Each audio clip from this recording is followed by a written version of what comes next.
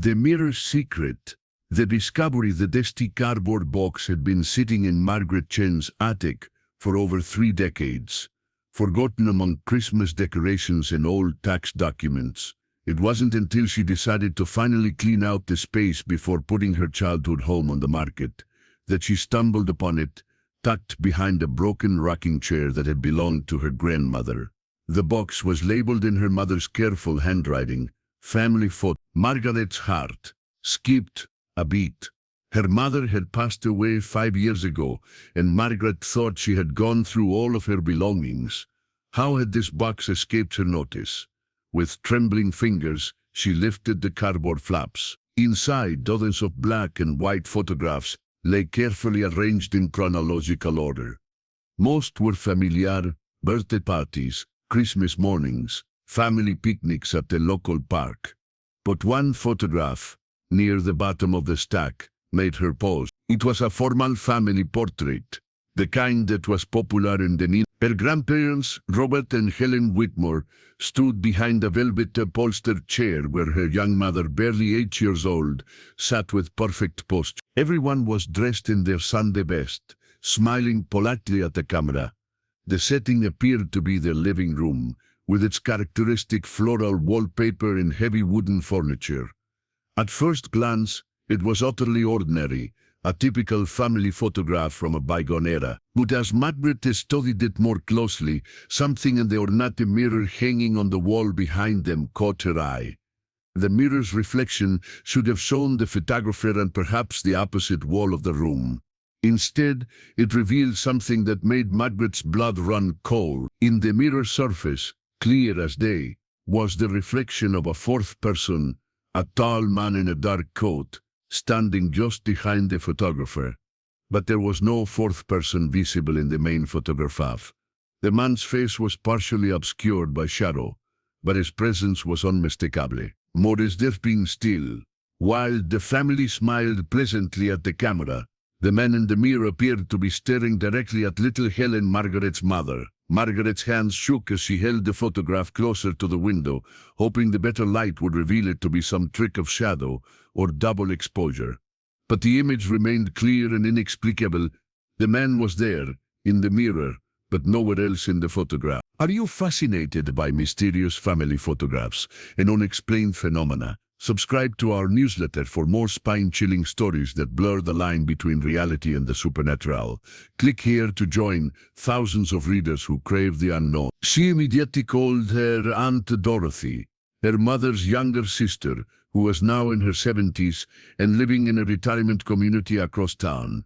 "Aunt Dorothy, it's Margaret. I found some old family photos in Mom's attic. There's one from the 50s that's well. It's strange. Do you remember a formal family portrait being taken when you were children?" There was a long pause on the other end of the line. "Which portrait, dear?" "We had several taken over the years. This one has Mom sitting in a chair with Grandma and Grandpa standing behind her. It looks like it was taken in the living room." Another pause, longer this time. "Oh," Dorothy said softly. "That one." "What do you mean, that one?" "Aunt Dorothy, there's something odd about this photograph. In the mirror behind them, there's a man." "Don't," Dorothy interrupted sharply. "Don't talk about that photograph over the phone. Can you come see me today?" The urgency in her aunt's voice sent a chill down Margaret's spine. "Of course, I'll be there in an hour." As Margaret carefully placed the photograph back in the box, she couldn't shake the feeling that the man in the mirror was somehow watching her, even now. She had always been a rational person, a high school science teacher who believed in facts and evidence. But this photograph challenged everything she thought she knew about the world. The drive to Sunset Manor retirement community felt longer than usual. Margaret's mind raced with questions and possibilities. Could it be a double exposure? A trick of light? Some kind of photographic anomaly from them? When she arrived at her aunt's apartment, Dorothy was waiting by the window, her usually cheerful demeanor replaced by something Margaret had never seen before: fear. "Show me the photograph," Dorothy said without preamble. Margaret carefully removed it from the box and handed it to her aunt. Dorothy's face went pale as she studied the image, her fingers tracing the edge of the frame. I was hoping this had been lost, Dorothy whispered. Your mother and I, we never spoke of it. We promised each other we never would. Aunt Dorothy, what are you talking about? Who is the man in the mirror? Dorothy set the photograph down on her coffee table and walked to her kitchen, returning with 2 cups of tea. Her hands shook slightly as she set them down.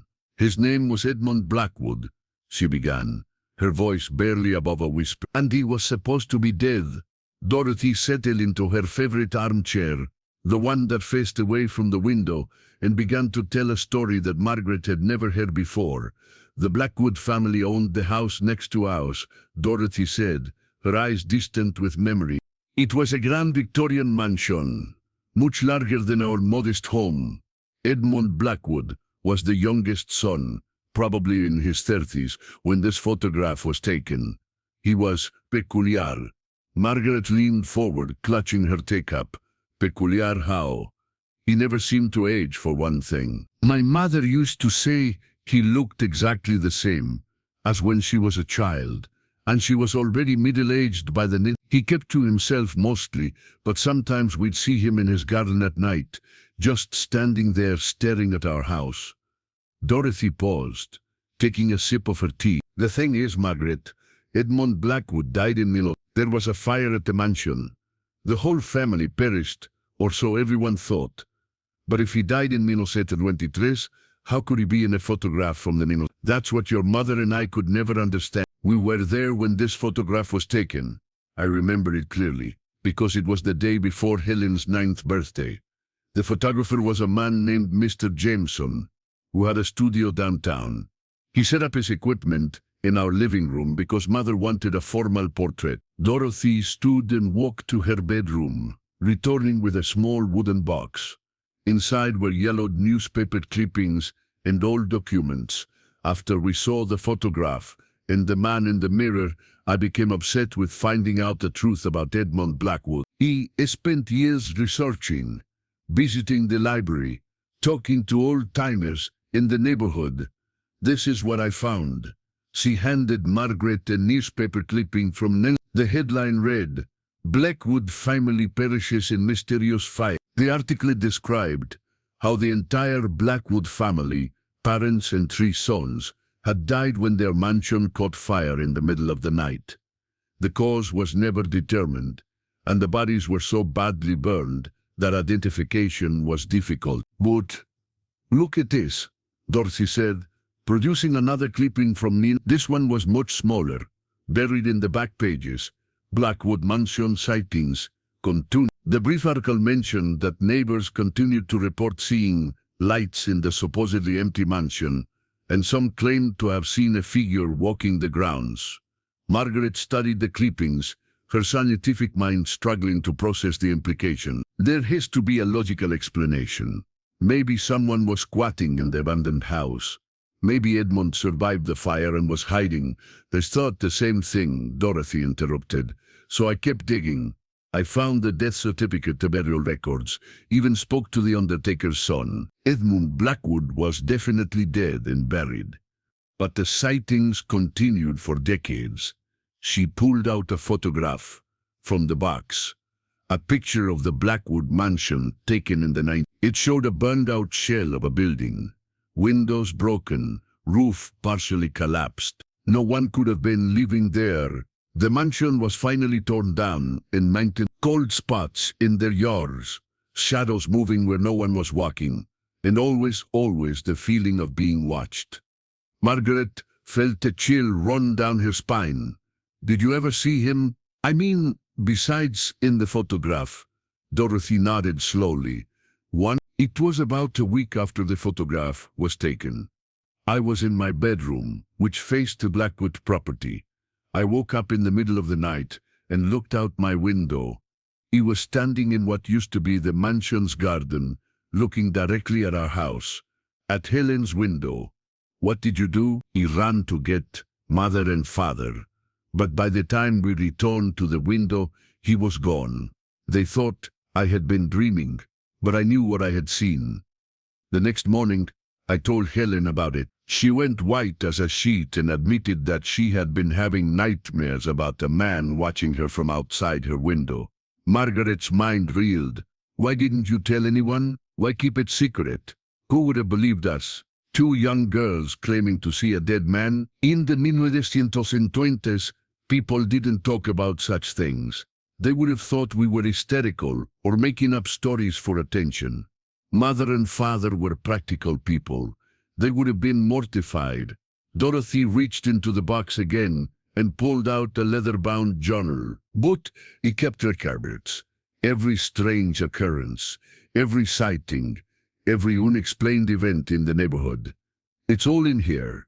Discover more haunting family secrets and unexplained mysteries that have been hidden for generations. Join our exclusive community of mystery enthusiasts and get access to stories that will keep you awake at night. Sign up now for premium content. As Margaret flipped through the journal, she saw entry after entry documenting strange events, doors opening by themselves, cold drafts in sealed rooms, the sound of footsteps in empty houses, and always the recurring theme of someone or something watching from the shadows. The last entry I made was in 1992, when they tore down the mansion. Dorothy said, I thought that would be the end of it. The activity seemed to stop after that. Your mother and I went on with our lives, got married, had children. We never spoke of Edmund Blackwood again. Until now, Margaret said quietly. Until now, Dorothy agreed.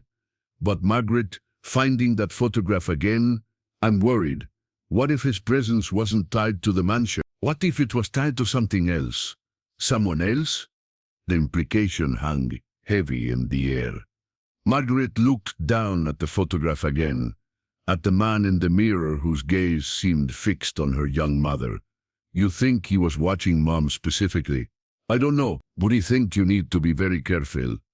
That photograph surfacing after all these years, it might not be a coincidence. As if summoned by their conversation, a sudden gust of wind rattled the windows of Dorothy's apartment. Despite the calm day outside, both women looked toward the sound, and for a moment Margaret could have sworn she saw a shadow pass by the window, a shadow that looked remarkably like the silhouette of a man in a long coat. Aunt Dorothy, Margaret said, her voice barely steady, I think I need to know everything about Edmund Blackwood. Everything you didn't tell me. Dorothy closed her eyes and nodded. Then you'd better sit down, dear, because the story I've told you so far is only the beginning. The next morning, Margaret found herself standing outside Jameson Photography Studio, or what remained of it. The building had been converted into a coffee shop decades ago, but the original sign was still visible, faded and weathered, above the mother's storefront. Dorothy's journal last mentioned that the photographer Harold Jameson might still be alive, living in a nursing home on the outskirts of town. At 93, he was one of the few people left who might remember taking the photograph and could perhaps shed light on what had happened that day. Traversey, the car facility, was a pleasant enough place, with well-maintained gardens and cheerful staff. Margaret found Harold Jameson in the sunroom, a frail man with surprisingly sharp eyes, working on a crossword puzzle. Mr. Jameson, my name is Margaret Chen. I believe you took a photograph of my family back in the 1920s, the Whitmore family. The old man looked up, studying her face carefully. Whitmore, yes, I remember. Little girl with dark hair, sitting in a chair. Parents standing behind her. Lovely family. A pause, his expression growing troubled. That was the photograph, wasn't it? The one with the irregularity. Margaret's heart raced. You remember something unusual about it? Harold set down his pencil and gestured for her to sit in the chair beside him. In 60 years of photography, I took thousands of portraits. But that one I'll never forget. Not because of the family. They were perfectly normal, lovely people, but because of what showed up in the development. The man in the mirror. Harold nodded grimly. He developed the photograph myself in my darkroom, just like I always did. When I first saw it, I thought there had been some kind of mistake. A double exposure, perhaps, or contamination of the film. But I had been so careful that day. I always was with formal portraits. I stood slowly and walked to the window, looking out at the garden. I took 3 shots that day, just to be safe. Standard practice. When I developed all 3, the man appeared in every single one, always in the same position in the mirror. Margaret felt a chill. 3 photographs. What happened to the other 2? I destroyed them, Harold said quietly. I was young then, maybe 35, and I had a reputation to maintain. I couldn't have word getting out that my photographs were haunted. He gave your grandmother the best of the 3 and told her there had been problems with the others. But you kept records, Harold smiled sadly. Photographers always keep records. Equipment settings, lighting conditions, client information. I still have my logbooks from those days. Would you like to see them? A letter to his room, where a bookshelf held dozens of leather-bound ledgers. He pulled out one marked 1054 and flipped to the entry for the Whitmore portrait session. Margaret read over his shoulder. Whitmore family portrait, living room setting, natural light, supplemented with flash, camera, Graflex, speed graphic, film, Kodak Plus X, exposure, 1/60th, ateth, eth, 1 porus. Note, anomalous figure, appear in mirror reflection during development, cause unknown, client, unaware. You never told them. How could I? Mrs. Whitmore was so pleased with the photograph. She said it captured her family perfectly. I couldn't bring myself to tell her about the other presents. Harold returned to his chair and picked up a small magnifying glass from his desk. But I studied that photograph for hours, trying to understand what I had captured. The man in the mirror wasn't just a random figure. He was positioned deliberately, as if he had been standing there intentionally. What do you mean, Langdale? The positioning. It was clearly focused on the little girl, and there was something about his posture, the way he held himself. It wasn't casual. It was predatory. Margaret shuddered. Did you ever research who he might have been? He tried, but this was long before the internet, before easy access to historical records. I asked around the neighborhood, spoke to some of the older residents. That's when I first heard about Edmund Blackwood. Harold opened his desk drawer and pulled out a small envelope. He did manage to find this, though. It's a photograph of Edmund Blackwood, taken when he was alive, probably around 1920. Margaret opened the envelope with trembling fingers. The photograph showed a man in his 30s, well-dressed, with dark hair and piercing eyes. The resemblance to the figure in the mirror was unmistakable. It's him, she whispered. I was afraid you'd say that, Harold replied. I've carried this secret for nearly 70 years, wondering if I should have spoken up, wondering if that family was in danger. Why didn't you? Because who would have believed me? And what could I have done? Told them their house was haunted. Advised them to move. I was just a photographer, not a ghost hunter. Harold leaned back in his chair, looking every one of his 93 years. But he never forgot that photograph, and I never stopped wondering about that little girl. Did she grow up safely?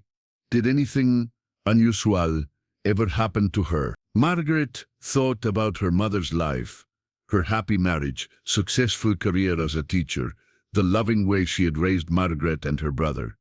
On the surface, everything had been normal. But now, looking back, she remembered small things. Her mother's inexplicable fear of mirrors, the way she always insisted on keeping curtains drawn at night, her reluctance to talk about her childhood, uncover more chilling tales of supernatural encounters and family secrets that span generations. Get exclusive access to our archive of real paranormal investigations and unexplained phenomena. Join our premium membership today. She lived a good life, Margaret said finally. But she did have some things that seemed odd but harmless. Such as, she never liked having her picture taken. She would always find excuses to avoid family photos, or she'd insist on standing where mirrors weren't visible in the background. and she had terrible insomnia. She would often stay up all night, checking locks, looking out windows. Harold nodded knowingly. She was watching for him. But why? What did Edmund Blackwood want with my mother? She was just a child. I don't know, Harold admitted, but I have a theory. In all my research about the Blackwood family, I learned that Edmund was the youngest son, and he never married. There were rumors that he had an unhealthy obsession with children, particularly young girls. Some said that's why the family kept to themselves, why they rarely socialized with neighbors. Margaret felt sick. You think he was targeting her? I think his death didn't end his obsession, and somehow that photograph captured evidence of his continued presence. Harold reached for her hand, his grip surprisingly strong. Margaret, I need to ask you something important. Do you have children? Granddaughters? I have a daughter. She's 8 years old. Harold's face went pale. The same age your mother was in the photograph. The implication hit Margaret like a physical blow.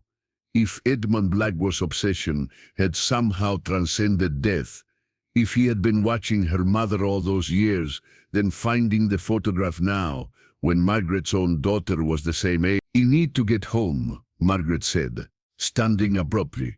Wait, Harold called after her. There's something else, something I never told anyone. Margaret turned back, dreading what she might hear. The day after I took that photograph, I received a call. A man's voice, very formal, very polite.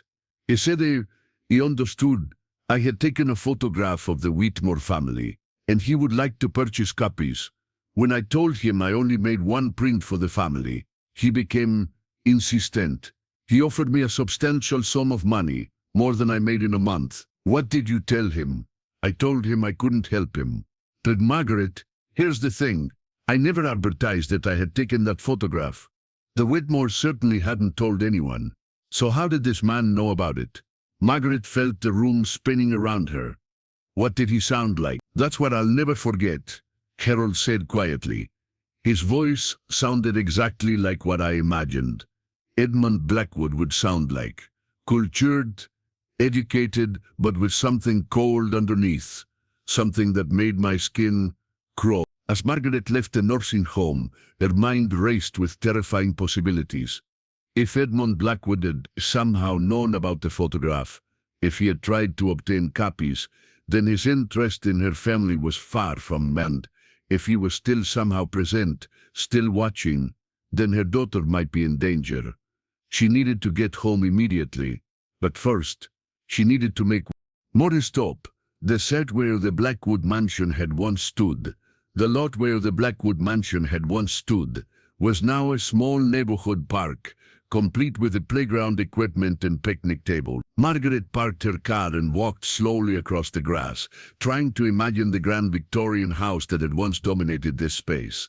According to Dorothy's research, the mansion had been one of the largest homes in the area, with elaborate gardens and a carriage house. Now children played on swings where Edmund Blackwood had once walked, their laughter echoing across the space where tragedy had struck nearly a century ago. Margaret found a bench and sat down, studying the family photograph once more. In the daylight, the image of the man in the mirror seemed even clearer, more defined. She could make out details she hadn't noticed before. The cut of his coat, the way his hair was styled, even what appeared to be a watch chain across his vest. "Excuse me, are you all right?" Margaret looked up to see an elderly woman with a small dog on a leash.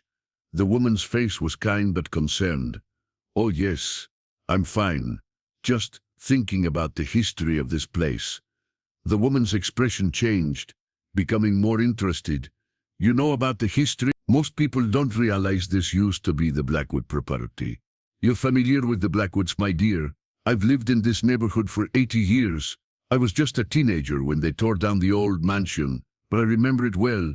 Spooky old place, even before the fire." The woman sat down on the bench beside Margaret. "I'm Evelyn Morrison, by the way. Margaret Chen. Did you ever see any of the Blackwood family when you were young?" Evelyn's face grew thoughtful. Well, that's the strange thing. The family supposedly died in 1923, but I swear I saw someone in that house, well into the 1950s. My bedroom window faced the mansion, and sometimes at night I'd see a light moving around inside. My parents always said it was my imagination, but I knew what I saw. Margaret's pulse quickened. Did you ever see the person clearly? Once. I was maybe 16, so this would have been around the I was having trouble sleeping, and happened to look out my window. There was a man standing in what used to be the mansion's garden, just standing there in the moonlight. He was tall, well-dressed, and he seemed to be looking toward the Whitmore house. The Whitmore house. Yes, the family that lived next door. Lovely people. They had 2 daughters, Helen and Dorothy. The man seemed particularly interested in their house, especially the upstairs windows where the girls' bedrooms were. Margaret felt her blood turn to ice. What did you do? I watched for a while, trying to figure out who it could be. The mansion had been empty for decades by then, but then the strangest thing happened. He turned and looked directly at my window, as if he knew I was watching. I ducked it down, and when I looked again, he was gone. Evelyn paused, studying Margaret's face. You look like you've seen a ghost yourself. Dear, is everything all right? Margaret showed her the photograph. This is the Whitmore family. The little girl is Helen, my mother. Look at the mirror behind them. Evelyn put on her reading glasses and examined the photograph carefully. Her face went pale. Oh my goodness, that's him. That's him. That's the man I saw in the garden. You're certain? Absolutely. I'll never forget that face, that posture. But how is this possible? How could he be in a photograph taken inside their house? Margaret explained what she had learned from Dorothy and Harold Jameson. Evelyn listened with growing alarm. This is very troubling, Evelyn said when Margaret finished. If Edmund Blackwood was somehow still present after his death, and if he was specifically watching your mother, I know, and I have a daughter who's the same age my mother was in this photograph. Evelyn gripped Margaret's arm. You need to be very careful. There were always rumors about Edmund Blackwood, even when he was alive.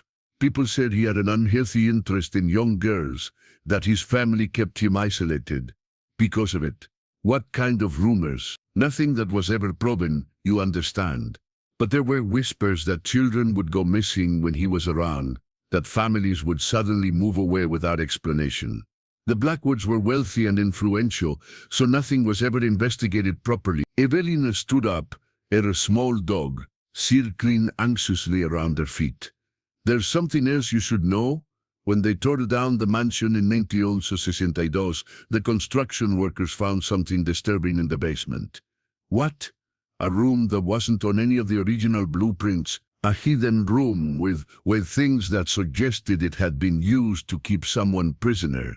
Children's clothes, toys, but all old, from different time periods. The police investigated, but by then, any evidence was decades old. Margaret felt sick. What happened to the findings? The Blackwood family's lawyers made sure everything was kept quiet. The official report was sealed, and the workers were paid well to keep silent. But my husband was on the construction crew.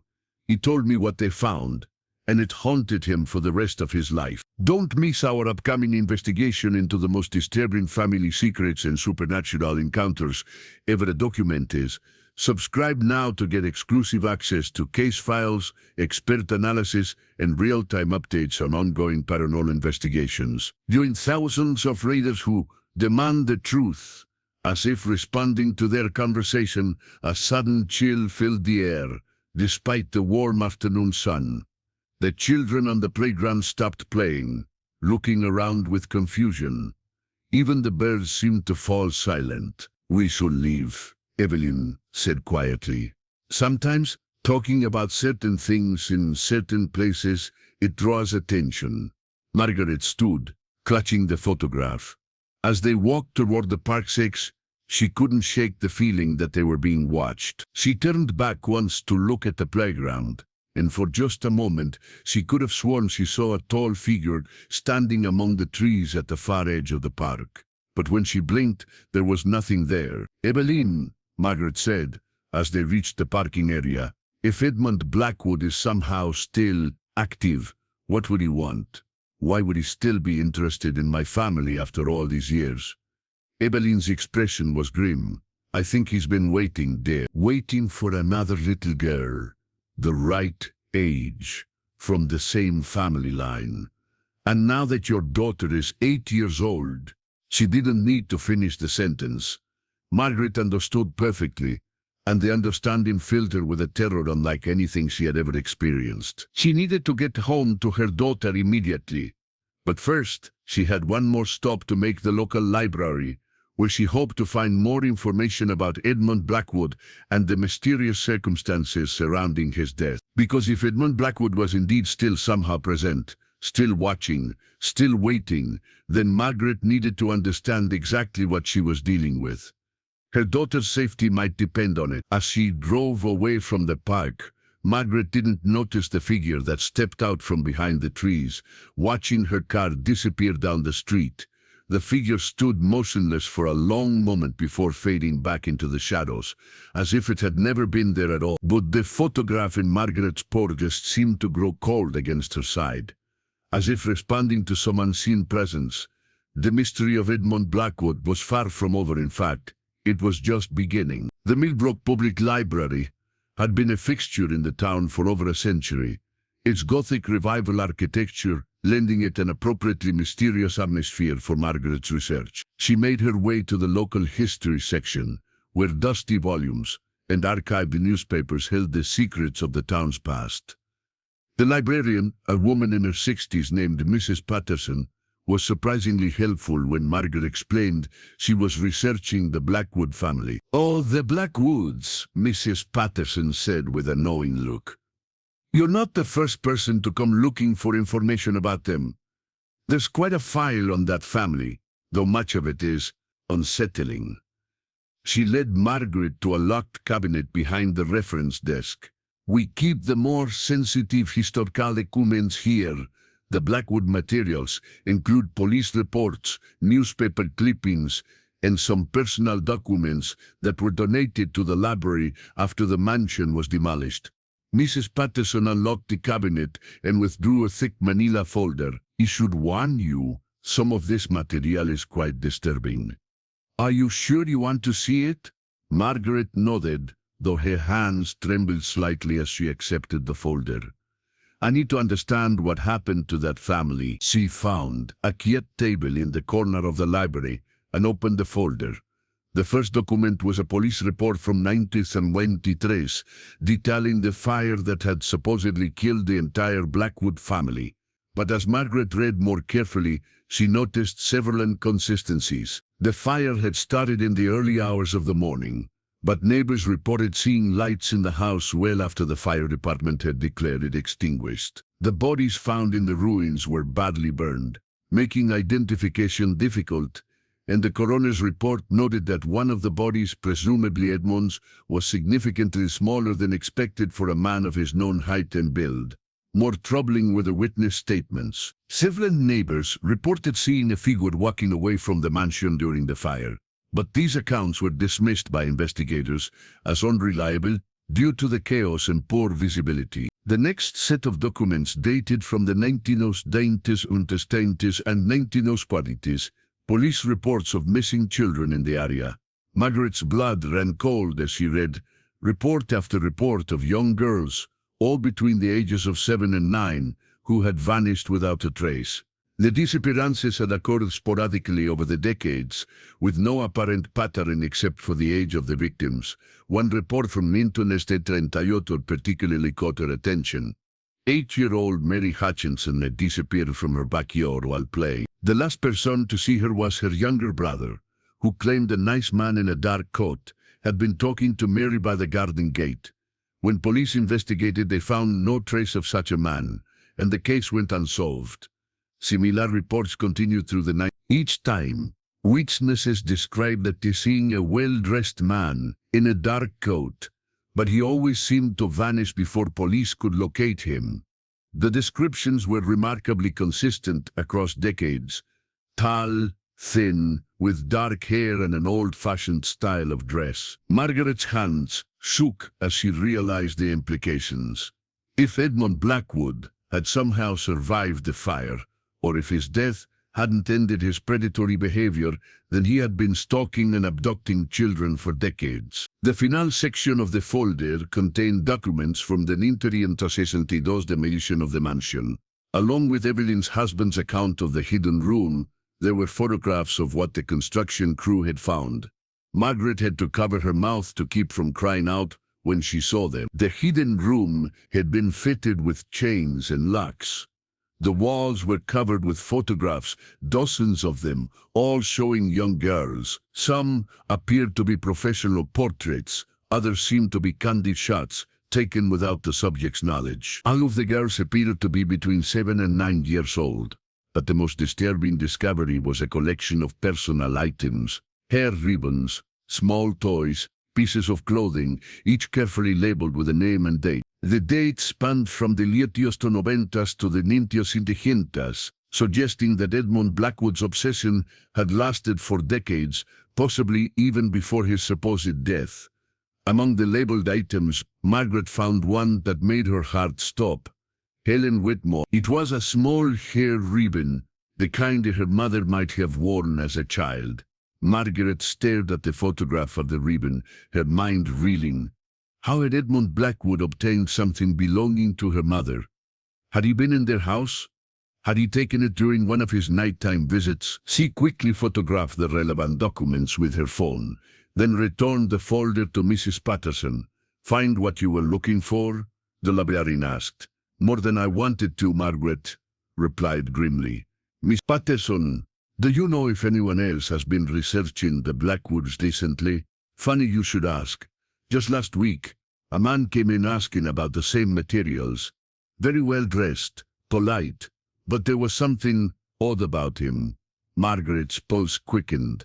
"Odd how?" "Well, for one thing, he seemed to know exactly what he was looking for.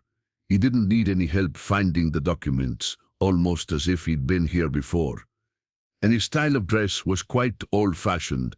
Reminded me of pictures from the 1900 log, but when I looked the letter, the signature was illegible, just a scroll. But Margaret, here's the strangest part. After he left, I realized I couldn't remember what he looked like. I remembered talking to him, remembered that he was polite and well-dressed, but his actual features, it was like trying to remember a dream." Margaret felt a chill run down her spine. "When exactly was this?" Mrs. Patterson checked her records. "Last Tuesday, the same day you called asking about researching family photographs. The timing couldn't be a coincidence. Somehow Edmund Blackwood, or whatever he had become, knew that Margaret had found the photograph. He was aware of her investigation, possibly even monitoring her movements." Margaret thanked Mrs. Patterson and hurried to her car, her mind racing with terrifying possibilities. If Edmund Blackwood was indeed still present, still active, and if he knew about her research, then he also knew about her daughter. She called her husband from the parking lot. "David, where's Emma? She's at soccer practice, remember? I'm picking her up at 5. Margaret, you sound upset. What's wrong? I need you to pick her up early, right now. And don't let her out of your sight. Margaret, what's going on? I'll explain when I get home. Hush, please. Get Emma and make sure she's safe." As Margaret drove home, she couldn't shake the feeling that she was being followed. Every dark car in her rear mirror seemed suspicious. Every shadow on the sidewalk could be hiding a watching figure. When she arrived home, David and Emma were already there, both looking confused and concerned. "Mommy, why did Daddy make me leave practice early?" Emma asked.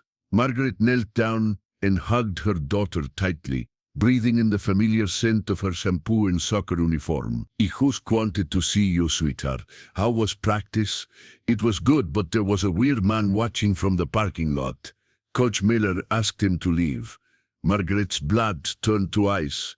What did this man look like? He was tall and wearing a really old-fashioned coat. He kept staring at us, especially at me and the other younger girls. It was creepy.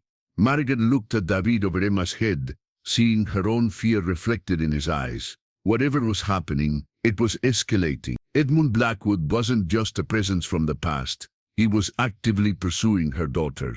That night, after Emma was safely asleep in her room, Margaret told David everything she had learned. He listened with growing alarm, his skepticism gradually giving way to concern, as she showed him the photograph and the evidence she had gathered. "So what do we do?" David asked. "Call the police.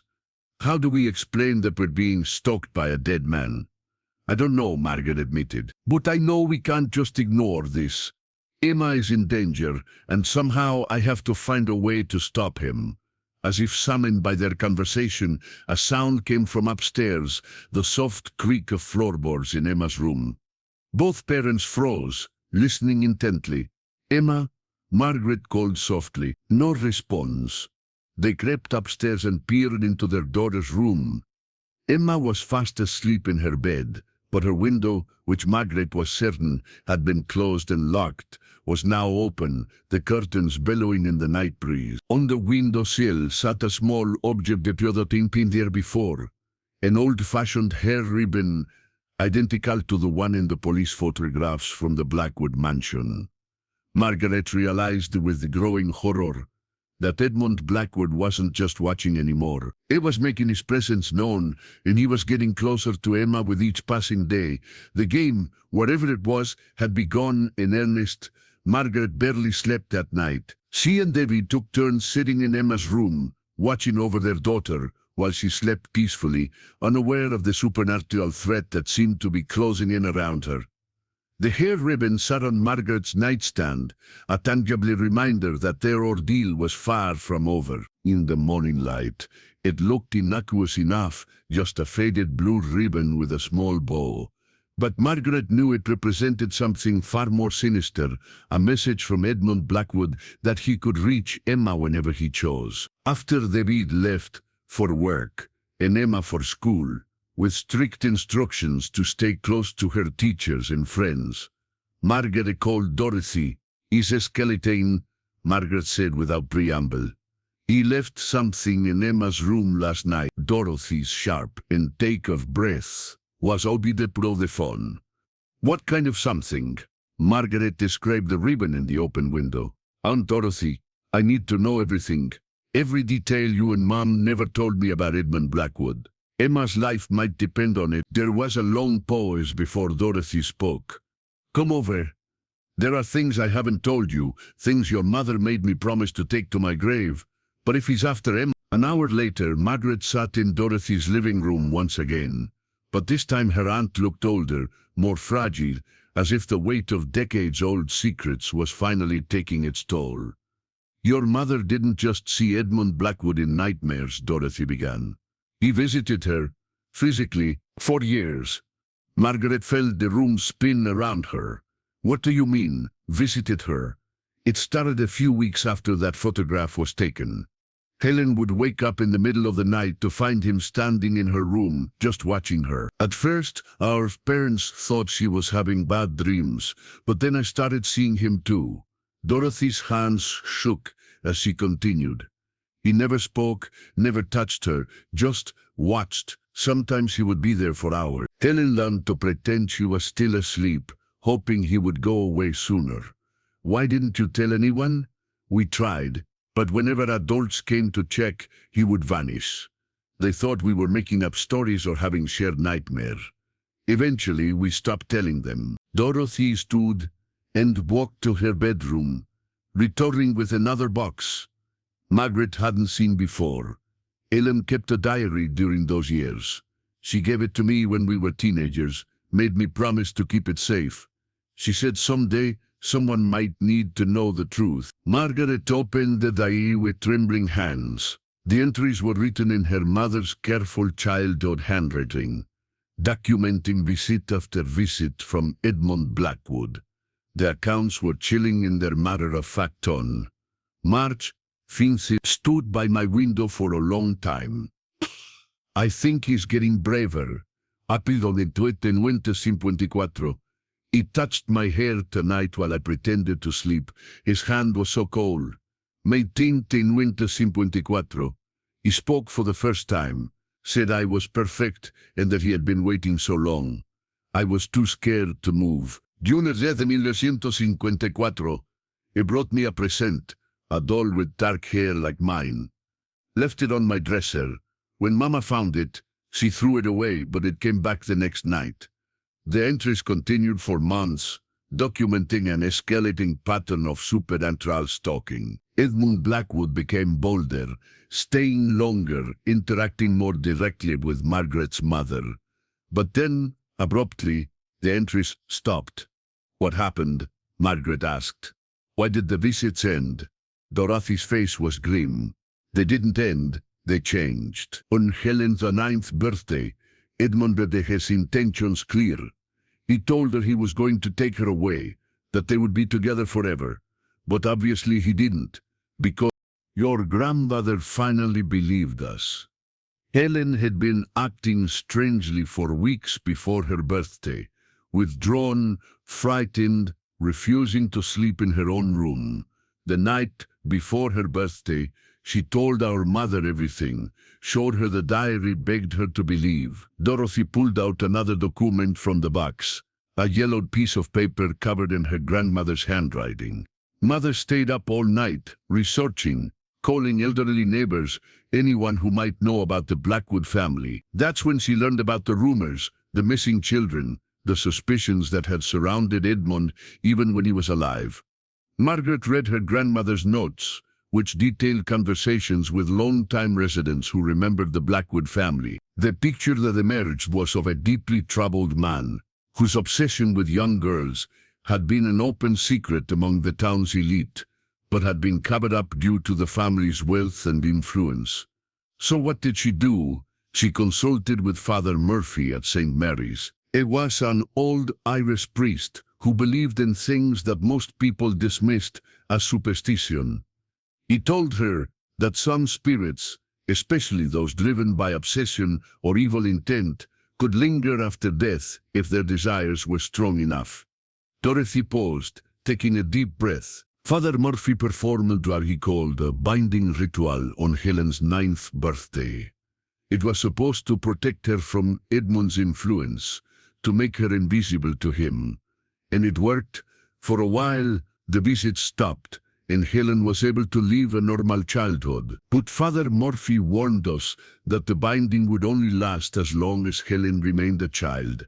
Once she became a woman, had children of her own, the protection would weaken. Margaret felt a chill of understanding, and when she had children, the protection would transfer to them, but only partially. Each generation would be more vulnerable than the last.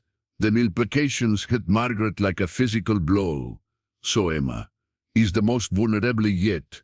And now that she's the same age Helen was when Edmund first focused on her. Margaret stood abruptly, pacing to the window. There has to be something we can do, some way to stop him permanently. Father Murphy is long dead, Dorothy said sadly. But before he died, he left instructions with the church. He said if Edmund ever returned, if he ever threatened Helen's descendants, there was a way to end his presence permanently. What way? Dorothy pulled out the final item from the box, a sealed envelope marked for Helen's daughter when the time comes. Margaret tore open the envelope with shaking hands. Inside was a letter in Father Murphy's speedery handwriting, along with a small silver pendant. The letter explained that Edmund Blackwood's spirit was anchored to the physical world by an object of great personal significance, something he had possessed in life that contained his essence. As long as that object existed, he could manifest in the physical world. The pendant will help you locate the anchor, the letter explained. But destroying it will require great courage, for Edmund will fight to protect it with all his supernatural power. Margaret looked at the pendant, a simple silver cross with strange symbols etched around its edges. How am I supposed to find this anchor object? It could be anywhere.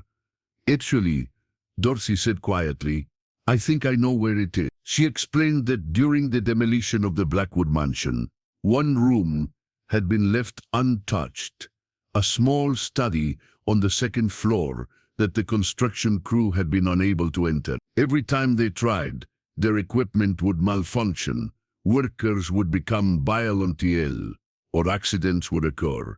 Eventually, they just sealed it up and built around it. The new houses in that development were constructed right over the old foundation, but that one room is still there underneath the Morrison house. Margaret, remember Evelyn Morrison, the elderly woman she had met at the park? Does Mrs. Morrison know? I doubt it. The developers never told the new homeowners about the sealed room. But if Edmond Sanker objected anywhere, it would be in his private study. Margaret looked at the pen in her hand, feeling its weight, both physical and metaphorical. So I need to convince Miss Morrison to let me search for a hidden room in her basement. Find an object that's been hidden for 70 years and destroy it before a vengeful spirit kills my daughter. That's about the size of it, Dorothy said grimly. As if responding to their conversation, Margaret's phone rang. It was David, and his voice was tight with panic. Margaret, you need to get to Emma's school right now. She's missing. The pendant grew warm in Margaret's hand as she ran for her car, and she realized with growing horror that Edmund Blackwood had grown tired of waiting. The final confrontation was about to begin. Margaret's hands shook as he gripped the steering wheel, racing toward Emma's school. Dorothy sat beside her, clutching the silver pendant and muttering what sounded like prayers under her breath. Tell me exactly what happened, Margaret said into her phone speaker as David's voice filled the car. Emma was in her classroom during lunch when she said she needed to use the bathroom. Her teacher let her go, but when she didn't come back after 15 minutes, they went looking for her. They found the bathroom empty, but the window was open. The window? It's on the second floor. I know. There's no way she could have climbed out by herself. The police are here, but Margaret, there's something else. They found a note. Margaret's blood turned to ice. What kind of note? It's written in old-fashioned handwriting. It says, "She belongs with me now. Come to where it all began, if you want to see her again." Dorothy grabbed Margaret's arm. The mansion site. He's taken her to the park. Margaret pressed harder on the accelerator, running red lights as she raced across town. When they arrived at the park where the Blackwood mansion had once stood, they found it eerily empty. The playground equipment stood silent, and an unnatural chill filled the air despite the warm afternoon sun. Emma, Margaret called out, her voice echoing across the empty space. Emma, where are you? A figure stepped out from behind the large oak tree at the center of the park. It was Edmund Blackwood, no longer a reflection in a mirror or a shadow glimpsed from the corner of an eye, but fully manifested in the physical world. It was exactly as he appeared in the old photographs, tall, well-dressed in a style from decades past, with dark hair and piercing eyes that seemed to look right through Margaret. In his arms he held Emma, who appeared to be unconscious or in some kind of trance. Let her go, Margaret shouted, starting toward them. Edmund raised one hand, and Margaret found herself unable to move forward, as if walking against an invisible wall. She is mine now, Edmund said, his voice carrying clearly across the distance, despite speaking in barely more than a whisper. As her grandmother should have been, as you should have been. The bloodline calls to me. What do you want? Margaret demanded. What I have always wanted. A daughter, a perfect, innocent child to keep with me forever. Young Helen escaped me, but this one will not. Dorothy stepped forward, holding up the silver pendant. Father Murphy's protection still holds, Edmund. You cannot take her. Edmund's laugh was like ice cracking. The old priest's magic grows weaker with each generation, and I have grown stronger. Decades of waiting, of feeding on fear and obsession, have given me power he never imagined. The pendant in Dorothy's hand began to glow with a soft silver light, and Edmund's form flickered slightly, becoming less solid. The anchor, Dorothy whispered to Margaret. We need to find the anchor. It's the only way to stop him permanently. Margaret's mind raced, if Edmund's anchor object was in his sealed study, and if that study was now underneath the Morrison house, then she needed to get there.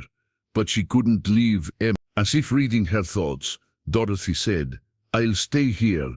Try to keep him distracted. The pendant will protect me for a while.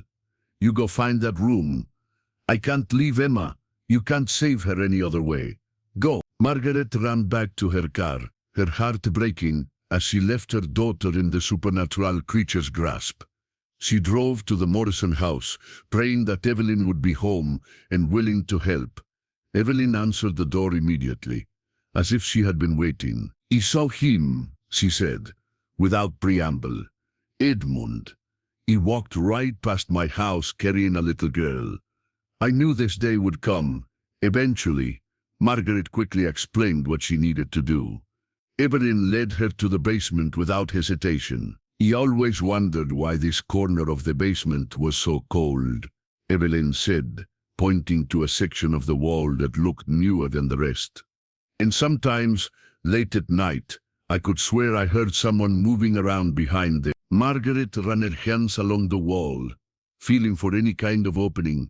The pendant around her neck grew warmer as she approached one particular section. "Here," she said. "It's behind here." Evelyn brought a sledgehammer from her late husband's workshop.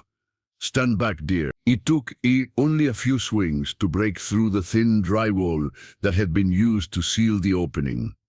Behind it was a wooden door, ornate and old-fashioned, that looked like it belonged in a Victorian mansion. The door was unlocked. Margaret stepped into Edmund Blackwood's private study and immediately understood why the construction workers had been unable to enter. The room was exactly as it had been in the 1980s, books on the shelves, papers on the desk, even a fire burning in the fireplace despite having no chimney connection to the outside world.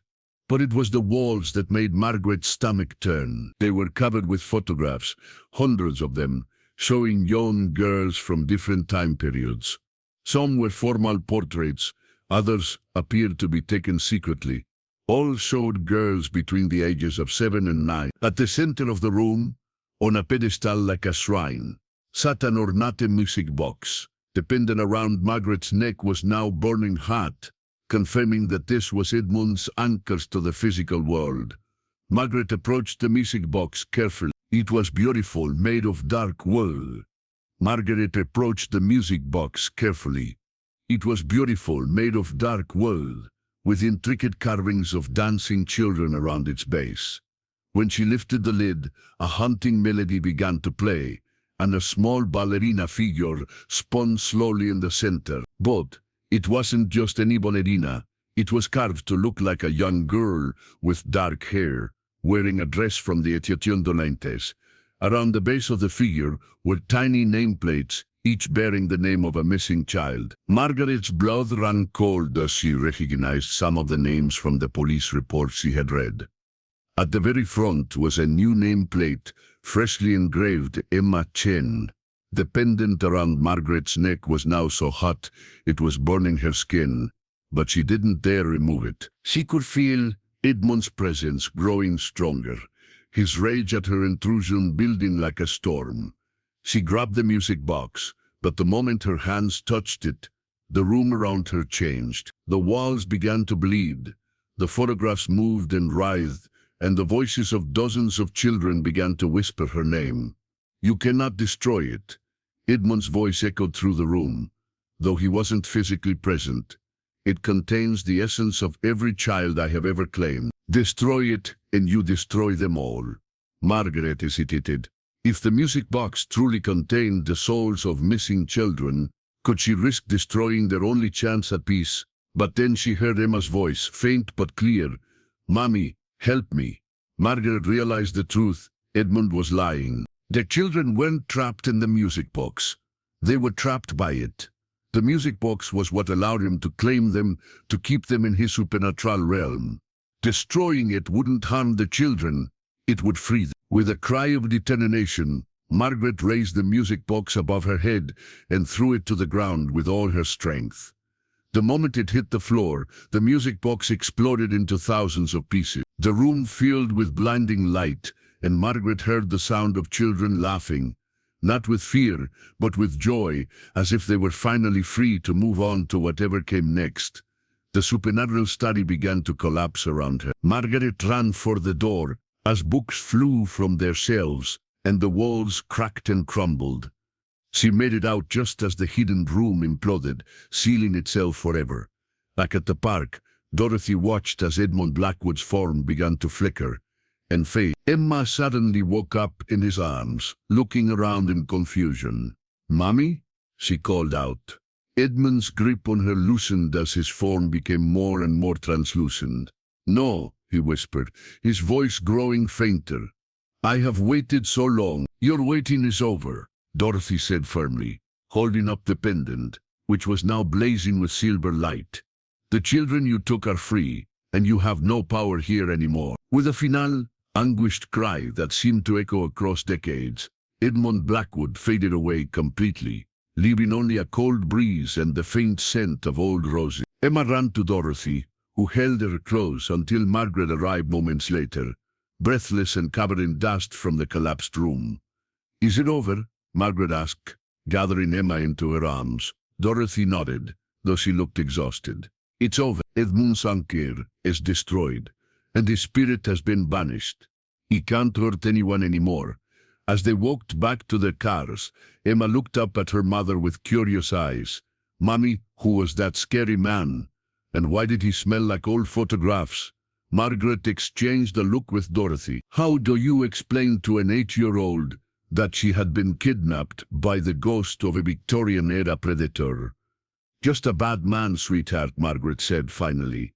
"But he's gone now, and he can never hurt you or anyone else again." That evening, as Margaret tucked Emma into bed, her daughter asked one more question. "Mommy, in my dream, there were lots of other kids.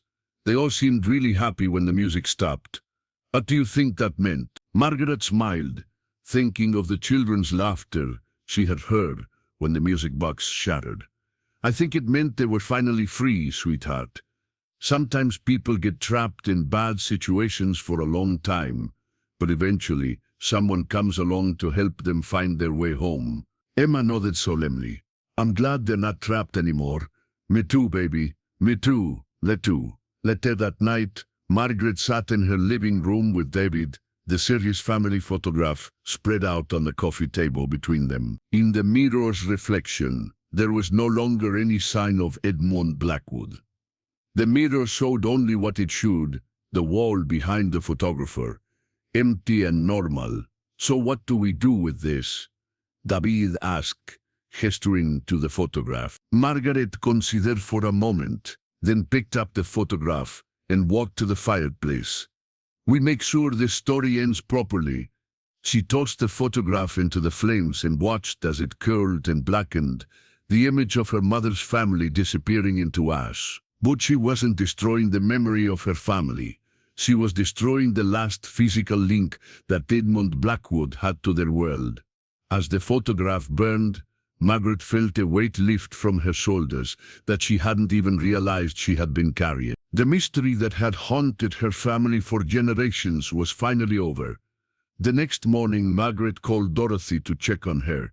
Her aunt sounded better than she had in years, as if a burden she had carried for decades had finally been lifted. "He slept through the night for the first time in 70 years, Dorothy said. "No nightmares, no feeling of being watched." "It's really over, isn't it?" "It's really over," Margaret confirmed. A week later, Margaret received a call from Mrs. Patterson at the library. "He thought you'd want to know," the librarian said. "Someone returned the Blackwood file to us yesterday, but all the disturbing materials were gone. The police reports about missing children, the photographs from the hidden room, all of it just vanished. All that's left are basic historical records about the family." Margaret smiled. "Maybe some stories are meant to end properly." "Maybe so," Mrs. Patterson agreed. "Oh, and Margaret, that man who was researching the Blackwoods last week, I found his signature in our visitor log. It's perfectly legible now.